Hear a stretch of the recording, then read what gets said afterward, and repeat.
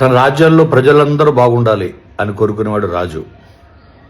అలాగే సినీ పరిశ్రమలో అందరూ బాగుండాలి అని కోరుకునే రారాజు మన ప్రభాస్.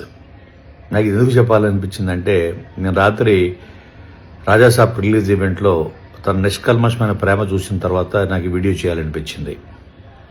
తన చుట్టుపక్కల వాళ్ళందరూ సంతోషంగా ఉండాలి, తన అభిమానులు ఆనందంగా ఉండాలి, తనతో సినిమా చేసిన నిర్మాత క్షేమంగా ఉండాలి,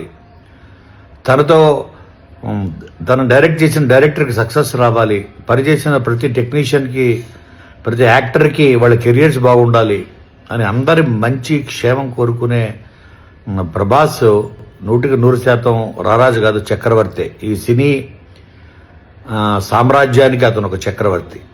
అతని సినిమా రాజాసాబ్, అలాగే మారుతి, ఆయన ఎమోషనల్ విధానం కూడా నన్ను చాలా టచ్ చేసింది. 3 సంవత్సరాలు తన కష్టం కన్నీళ్ళ రూపంలో అది బయటకు వచ్చింది.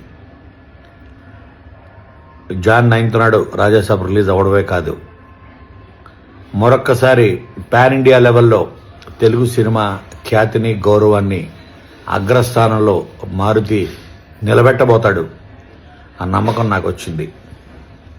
అలాగే ఫ్యాన్స్ అందరూ కూడా గర్వంగా మా డార్లింగ్ ప్రభాస్ మరొకసారి తను పాన్ ఇండియా కాదు, పాన్ వరల్డ్ స్టార్ అని ప్రూవ్ చేసుకునే సినిమా ఇది అని చెప్పుకుంటారు అని నేను మనస్ఫూర్తిగా నమ్ముతూ, అలాగే వీళ్ళందరికీ అండగా నిలిచిన విశ్వప్రసాద్ గారు, ఆయన ధైర్యానికి, ఆయన నమ్మకానికి నేను సెల్యూట్ చేస్తూ, మీరందరికీ ఆ భగవంతుడు గొప్ప సక్సెస్ ఇవ్వాలని మనస్ఫూర్తిగా కోరుకుంటూ బెస్ట్ విషెస్.